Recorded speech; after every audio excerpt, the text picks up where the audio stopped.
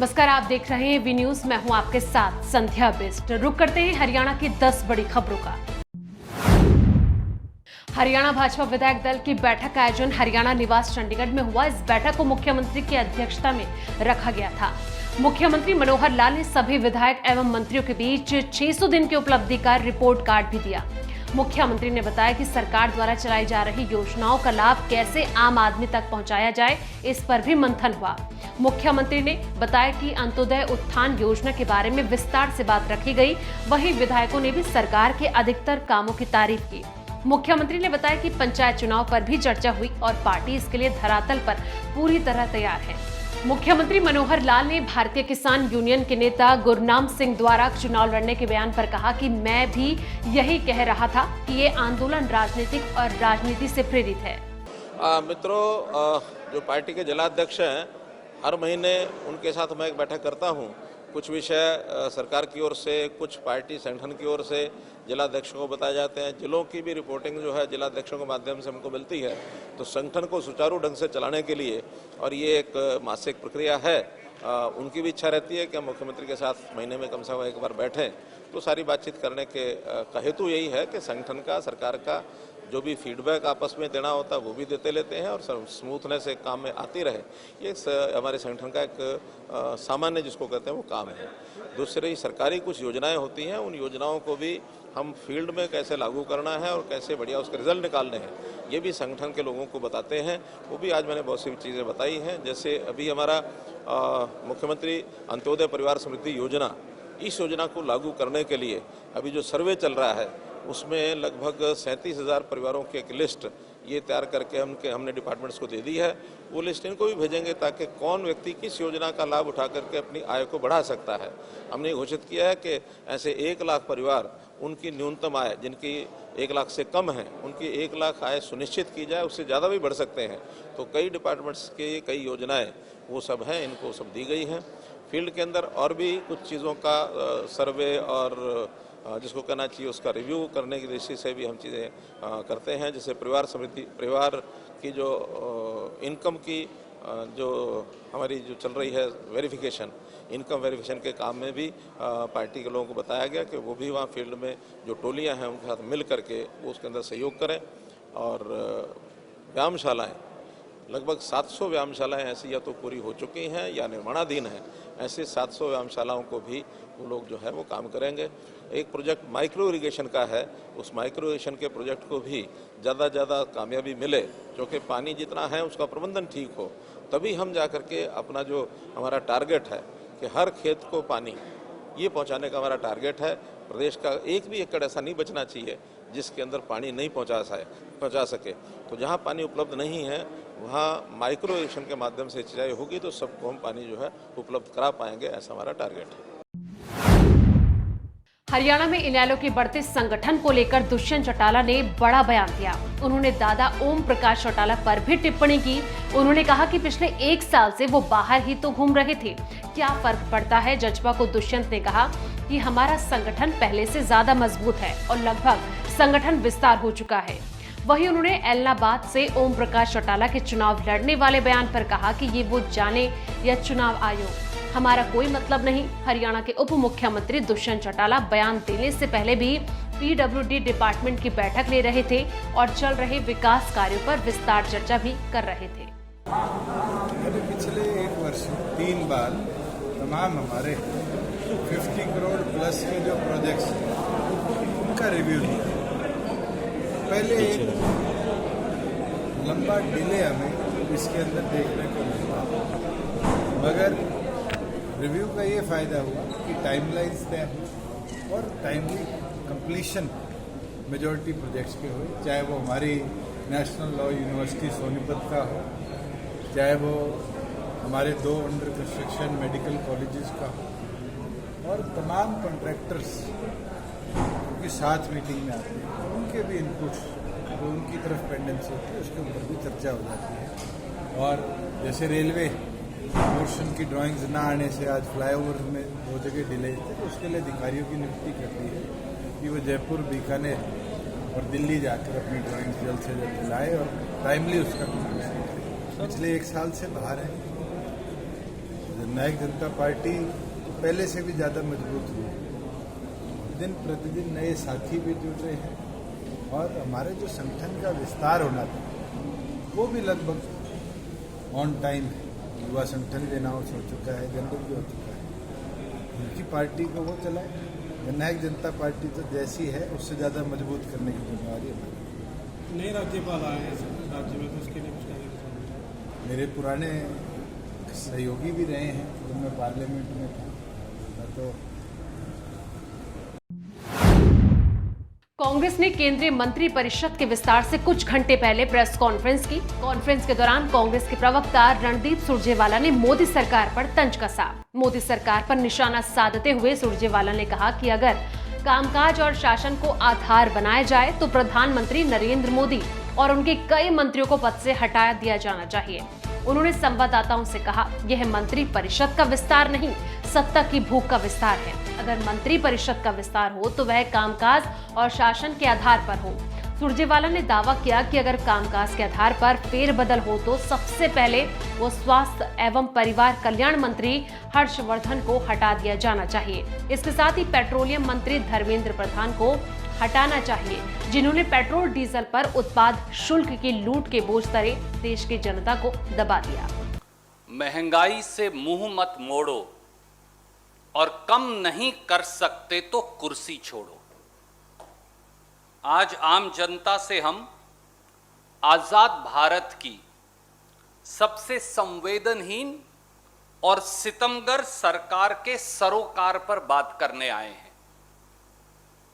कहते हैं कि जब सत्ता में लूट के किरदार बैठ जाएं तो जनता की आमदनी कम और दिन महंगे हो जाते हैं। आज देश में मोदी सरकार सिर्फ सत्ता की भूख मिटा रही है और 140 करोड़ देशवासियों की आमदनी लूटती जा रही है। वादा था मिनिमम गवर्नमेंट मैक्सिमम गवर्नेंस का, पर हुआ उसके विपरीत, मैक्सिमम गवर्नमेंट जीरो गवर्नेंस। आज देश में भराने का तेल यानी पेट्रोल 100 रुपया पार, खाने का तेल 200 रुपया पार और खाना पकाने का तेल यानी रसोई गैस 850 रुपया पार। ऐसी रही बेशरम और महंगी मोदी सरकार। केंद्रीय भाजपा सरकार ने प्रजातंत्र की परिभाषा ही बदल दी है। जनता को महंगाई की आग में झोंककर अंतिम पंक्ति में खड़े व्यक्ति की आमदनी को मोदी सरकार नोच रही है और बस अपने धन्ना सेठ दोस्तों की सोच रही है। अब तो डायन महंगाई भी भाजपाइयों को अप्सरा सी नजर आने लगी है। पेट्रोल डीजल की लूट के कुछ तथ्य देखें। पहला, आज दिल्ली सहित देश के लगभग 200 शहरों में पेट्रोल 100 को पार हो गया और डीजल 90 रुपया प्रति लीटर को छू गया। 1 जनवरी 2021 से 7 जुलाई 2021 तक ही मोदी सरकार ने पेट्रोल डीजल की कीमतें 69 बार बढ़ाई हैं। दूसरा, अप्रैल 2014 से जून 2021 तक पेट्रोल डीजल की एक्साइज ड्यूटी बढ़ाकर पेट्रोल डीजल की लूट से मोदी सरकार ने, चौंकिए मत, 25 लाख करोड़ रुपया अपनी जेब में, अपने खजाने में डाल लिया है। हरियाणा कांग्रेस विधायक दल के उपनेता व नूंह विधायक चौधरी आफ्ताब अहमद की अगुवाई में मेवात कांग्रेस की अलग अलग इकाइयों ने जिला मुख्यालय पर बीजेपी सरकार के खिलाफ खाद्य पदार्थों की लगातार मूल्य वृद्धि के खिलाफ जोरदार प्रदर्शन किया। कांग्रेसी कार्यकर्ता जिला मुख्यालय से पैदल मार्च करते हुए शहर के मुख्य बाजार पहुंचे, जहां घंटों तक बीजेपी सरकार के खिलाफ नारेबाजी करते रहे। आफ्ताब अहमद ने कहा कि कांग्रेस अध्यक्षा सोनिया गांधी व पूर्व अध्यक्ष राहुल गांधी के आह्वान पर यह प्रदर्शन किया गया और उनके नेतृत्व में तब तक कांग्रेस प्रदर्शन करती रहेगी जब तक बीजेपी सरकार को महंगाई कम करने के लिए बाध्य नहीं कर दिया जाता। आज इस बेतहाशा महंगाई से आज हिंदुस्तान की आवाम जूझ रही है। 2020 में कोरोना काल, 2021 में दूसरी लहर, बेरोजगारी का आलम यह है कि पूरे देश में बेरोजगारी है। हरियाणा इसमें नंबर 1 पर है। उसके बावजूद भी महंगाई इतनी बेतहाशा बढ़ रही है और ये केंद्र की सरकार, हरियाणा सरकार कुंभकर्णी नींद में सोई हुई है। आज डीजल, पेट्रोल, रसोई गैस, दाल, सरसों का तेल, दूध, अन्य सभी खाने की वस्तुओं के बेतहाशा दाम में वृद्धि हुई है और ये सरकार बिल्कुल विफल हो चुकी है। ये मुनाफा कमा रही है जनता की जेब पे डाका डाल के। और इसी प्रदर्शन को आज सोनिया गांधी जी, राहुल गांधी जी के नेतृत्व में हम कांग्रेस जन आज, आप देख सकते हो, भरी धूप में, इतनी गर्मी में कांग्रेस जन आज जनता की आवाज़ को बुलंद करके और इस सरकार को भी अपनी कुंभकर्णी नींद से जगाने का काम करेंगे। और हम जब तक संघर्ष करेंगे जब तक ये सरकार अपनी मनमानी, अपनी जिद छोड़ के महंगाई को कम ना करे। गुरुग्राम के बिल्डरों पर कार्रवाई की तलवार लटक गई है। 10 बिल्डरों को नोटिस दिया गया। टाउन एंड कंट्री प्लानिंग विभाग की तरफ से ये नोटिस दिया गया है। आपको बता दें कि ये नोटिस निर्माण कार्य को धीमी गति से चलाने के लिए दिया गया। नोटिस के जरिए निर्माण कार्य की धीमी गति का कारण पूछा गया। बायर्स की शिकायत पर टाउन एंड कंट्री प्लानिंग विभाग ने नोटिस भेजा। साइबर सिटी गुरुग्राम में कोरोना का फर्जी टीकाकरण करने वाले हॉस्पिटल का भांडाफोड़ हुआ है। अस्पताल में बिना टीकाकरण की अनुमति के ही 53 लोगों को कोरोना का टीका लगा दिया गया। मामले का खुलासा तब हुआ जब लोग अस्पताल में टीका लगवाने पहुंचे और उनको सरकारी टीकाकरण केंद्र पर टीका लगाया गया और उनसे पैसे की मांग की गई, जिसके बाद मामले की शिकायत सीएमओ को दी गई। बहरहाल जांच के बाद गुरुग्राम के सदर थाने में चिरंजीवी हॉस्पिटल के खिलाफ मामला दर्ज किया गया। दरअसल गुरुग्राम के सिविल सर्जन से की गई शिकायत में लोगों का आरोप था कि चिरंजीवी अस्पताल में फर्जी तरीके से कोरोना का टीका लगाया जा रहा है, जिसके बाद सीएमओ ने टीम गठित कर जांच कराई तो पता चला कि अस्पताल को तो कोरोना टीकाकरण करने की अनुमति ही नहीं थी, लेकिन उसके बावजूद भी 53 लोगों को अस्पताल द्वारा दिल्ली के एरोसिटी और गुरुग्राम में सरकारी केंद्र पर कोविशील्ड की पहली और दूसरी डोज दी गई। यहां तक कि सभी को टीकाकरण का सर्टिफिकेट भी जारी किया। सर, ये मैटर कल मेरे सामने आया था। कल मुझे भी इंफॉर्मेशन दी गई थी इस चीज़ की, तो हमने यहाँ पे सीवीसी मैनेजर अलॉट किए हुए हैं, जो कि सारी जिम्मेदारी उनके ऊपर रहती है कि वैक्सीनेशन कब क्या मैसेज आ रहा है, गवर्नमेंट के थ्रू क्या गाइडलाइन आ रही है, उसको फॉलो करने का।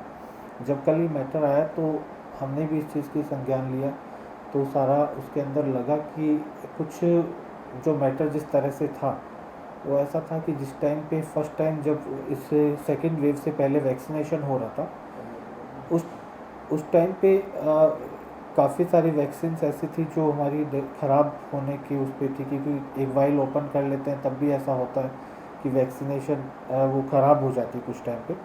तो इन्होंने वो वैक्सीन्स उन पर्सन्स को लगाई जो फ्रंटलाइन वॉरियर नहीं थे या फिर जिनकी एज 45 के बिलो थी, कि वो उसमें इंटेंशन इनका गलत नहीं था, लेकिन डेफिनेटली इसके अंदर शायद रूल ब्रेक किया है कहीं ना कहीं।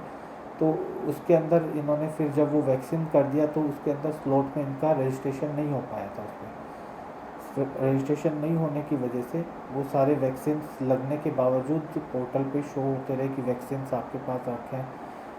तो इन्होंने जब ये वैक्सीनेशन अभी दोबारा से फिर से उनको सेकेंड डोज लगना था वैक्सीन का, तो इस टाइम पे उनका भी काफ़ी सारा प्रेशर आया वैक्सीन लगवाने के लिए, तो इन्होंने वैक्सीन को अभी लगवाया, पोर्टल पे अपडेट कराया। तो जब वो पोर्टल पे अपडेट अभी कराया तो वो उसके अंदर ये शो होता है कि वैक्सीन अभी लगा, एक्चुअल में वो वैक्सीन पहले ही लगा चुके थे। तो इस वजह से ये सारा हुआ है। हम लोग और भी इसके अंदर जांच कर रहे हैं, जो भी सीवीसी मैनेजर थे उनसे हम लोग भी पूरी जांच कर रहे हैं। सर को हम लोग भी इस चीज़ में पूरा सहयोग करेंगे, गवर्नमेंट का या सीएम ऑफिस से जो भी नोटिस या कार्रवाई होती है उसको।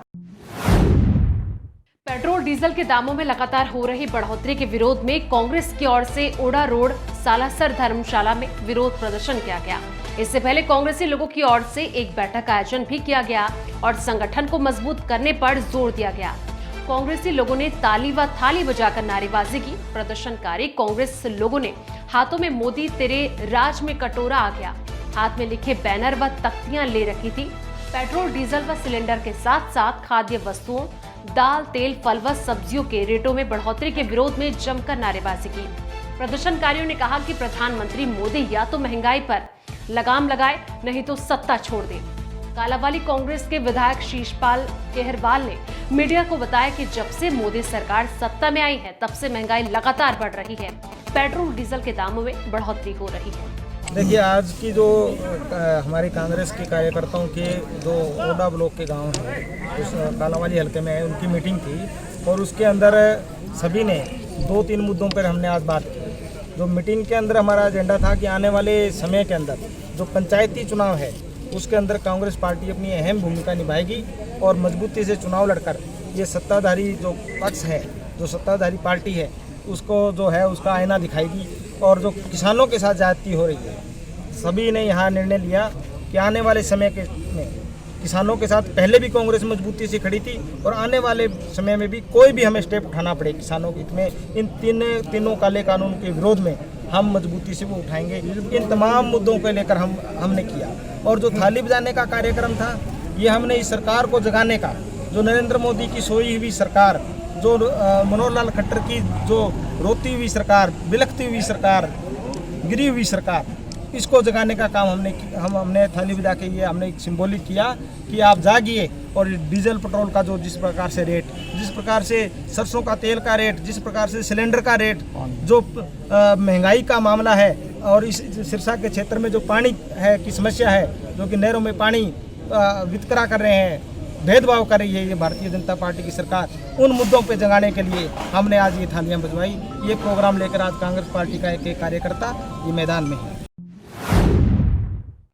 पलवल जिले के गांव गहलब में 22 वर्षीय युवक की गोलियों से भूनकर हत्या करने वाले मामले में 25,000 रुपए के इनामी बदमाश को अपराध जांच शाखा पुलिस ने गिरफ्तार कर लिया। आरोपी के कुछ साथी फिलहाल फरार हैं, जिनकी गिरफ्तारी के प्रयास जारी हैं। फरार आरोपियों में से 2 आरोपी पर भी 25,000 रुपए का इनाम घोषित है। गिरफ्तार आरोपी को अदालत में पेश कर गहन पूछताछ के लिए पुलिस रिमांड पर लिया हुआ है।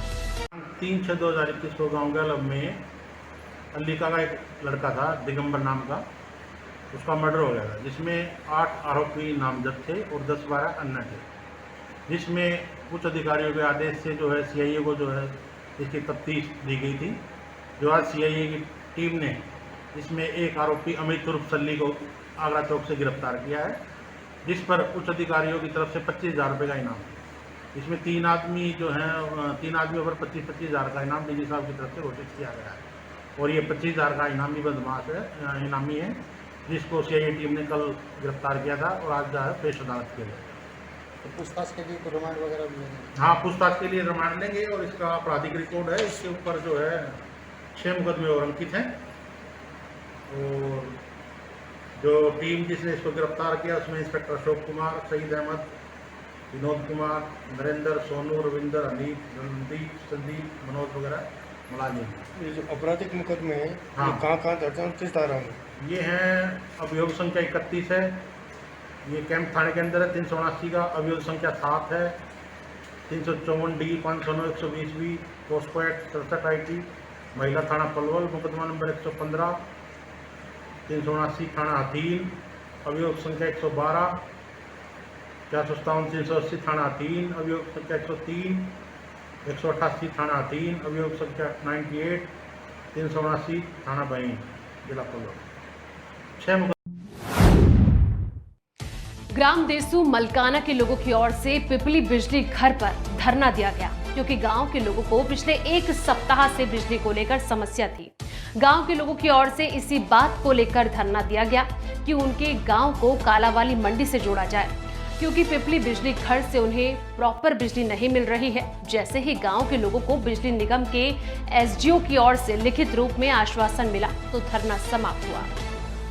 पिछले 3-4 दिनों से बिजली की बहुत ज़्यादा प्रॉब्लम आ रही थी। जो पिपली ग्रिड से आने वाली बिजली है, वहाँ से जो भी जितने गांव जुड़े हुए हैं, उन गांव के अंदर बिजली कभी आती थी, कभी नहीं आती थी, बार बार कट लगते रहते थे, कभी रात भर बिजली नहीं आती थी। बिजली ना आने की वजह से आम जन बहुत परेशान था, बच्चे बूढ़े उनका बुरा हाल था। आपको पता है गर्मी का मौसम है, बिजली ना आने की वजह से मच्छर भी काटते हैं और गर्मी से बच्चों छोटे छोटे बच्चों का बहुत बुरा हाल है। जो गरीब मजदूर खेतों में काम करके आते हैं, पूरा पूरा दिन धान लगाते हैं या दूसरा काम करते हैं, वो उनको रात होती है रेस्ट करने के लिए, और लाइट ना आने की वजह से वो सभी बेचारे रात भर सो नहीं पाते, उनको सुबह फिर काम पे जाना होता है। पिछले 4 दिनों से लगभग ये प्रॉब्लम आ रही थी। इसी वजह से हमने कल रात 10 बजे पिपली ग्रिड में धरना दिया और धरना हमारा शांतिपूर्व था। वहाँ पे पुलिस प्रशासन भी पहुँचा और वहाँ पे आसपास पिपली ग्रिड से जुड़े हुए जितने भी गांव हैं सभी गांव से सभी लोग पहुँचे, क्योंकि वो सभी परेशान थे। जब एक गांव को बिजली दी जाती थी तो दूसरे गांव की काट दी जाती थी। तो जब हमने वहाँ पे पहुँचे, हमने एसडीओ साहब को फ़ोन लगाया, एसडीओ साहब भी वहाँ पे पहुँचे और एसडीओ साहब ने बताया कि यहाँ पे टेक्निकल फॉल्ट है, कोई 33 kV का कोई जंपर उड़ा हुआ या पीछे से कोई प्रॉब्लम आ रही थी। तो वहाँ पे लोगों ने बोला जब तक हमारी को बिजली नहीं आएगी हम यहीं पे धरना देंगे। तो लगभग 10 बजे से धरना स्टार्ट हुआ, 1:30 बजे धरना ख़त्म हुआ जब बिजली आई, और एसडीओ साहब भी वहीं पे थे। और एसडीओ साहब ने हमारे को लिखित रूप में भी दिया है, गांव देसुमरकाना और गांव जगमालवाली को कालावाली से जोड़ दिया जाएगा। और धरना हमारा बिल्कुल शांतिपूर्व था। वहाँ पे हम धन्यवाद करते हैं उन सभी लोगों का जो धरने में पहुँचे थे, उन्होंने शांति बनाए रखी और पुलिस प्रशासन ने और एसडीओ साहब ने हमारा साथ दिया और हमारे को आश्वासन दिया।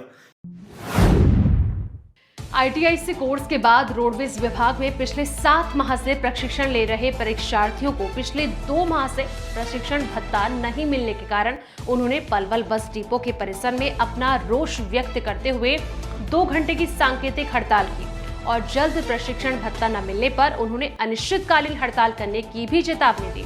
लेकिन हड़ताल में पहुंचे पलवल बस डिपो में कार्यरत सुपरिटेंडेंट अनिल कुमार ने परीक्षार्थियों को जल्द ही प्रशिक्षण भत्ता दिलवाने का आश्वासन दिया, जिसके बाद उन्होंने अपनी हड़ताल को समाप्त किया।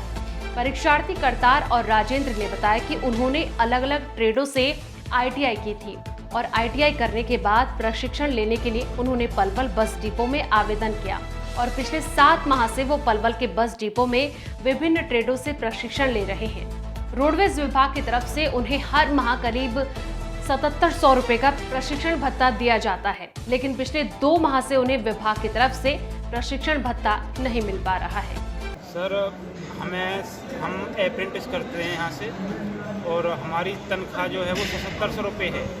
तो ये लोग ये कहते हैं कि अपने किराए से आओ, किराए से जाओ, और इस तनख्वाह में हमारा किराया भी पूरा नहीं होता, लेकिन फिर भी वो हमें टाइम टू टाइम नहीं मिल रही। आज 3 महीने हो गए हमें तनख्वाह मिले, घर से खर्चा चला रहे हैं, खाने पीने का, किराए का, सारा कुछ।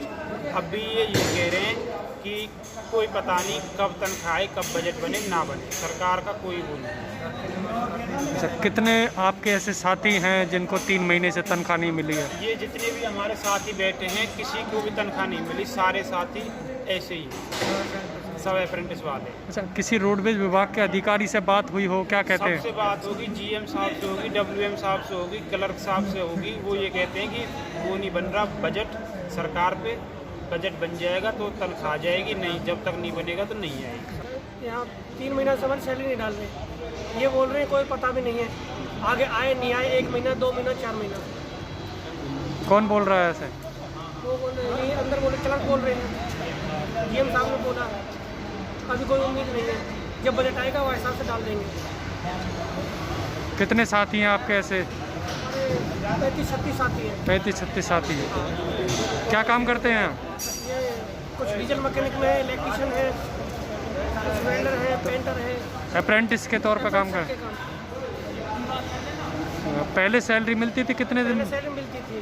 कितने महीने हो गए यहाँ काम करते हैं? 4 महीने सैलरी मिली थी। उनकी मांग ये है, इनकी मई और जून की सैलरी नहीं मिली है। उसका जो बजट है वो हेडक्वार्टर से आता है, उसकी डिमांड हमने लिख के दे रखी है। एक साथ को लिख के दे रखी है। फिर उसके बाद हमने बात करी है फोन पे, फिर 5 तारीख को फिर दोबारा मेल हेडक्वार्टर से मेल आई है कि आप परफॉर्मा अनुसार ये कि 5 तारीख को फिर मेल आई है कि भाई परफॉर्मा अनुसार आप भाई ये हमें फिर कर दो। उसमें मेडिकल रिम्बर्समेंट, स्कॉलरशिप और TA की आज 7 तारीख में मैंने ये बना के भेज दी है। ये हमने डिमांड बना के हेडक्वार्टर भेज दी है। अब हेडक्वार्टर से रिक्वेस्ट करेंगे दोबारा, रबली भी GM साहब से फोन करवाएंगे, वहाँ से बजट आते ही हम इनके सैलरी ड्रा कर देंगे। 2 महीने की सैलरी है, 3 महीने की 2 महीने की सैलरी वही होती है। हाँ वही स्टाइपेंड। तो फिर इनको समझाया गया है विभाग के? सर इनको समझाया गया है, इनको बताया भी गया। परसों 5 तारीख को ये आए थे हमारे पास, इनसे कहा गया है कि भाई आपकी डिमांड हमने हेडक्वार्टर भेज रखी है, वहाँ से सैलरी वहाँ से बजट आते ही हम आपकी ड्रा कर देंगे। ये फर्स्ट टाइम हुआ है जो बजट ना आने के कारण इनका स्टाइपेंड ड्रा नहीं हो सकता। अच्छा, कितने अप्रेंटिस के तौर पर जो बच्चे हैं काम सर कर रहे हैं? लगभग 36 बच्चे हैं। 36 बच्चे हैं। हरियाणा की 10 बड़ी खबरों में फिलहाल इतना ही, लेकिन बाकी तमाम खबरों के लिए देखते रहिए वी न्यूज़।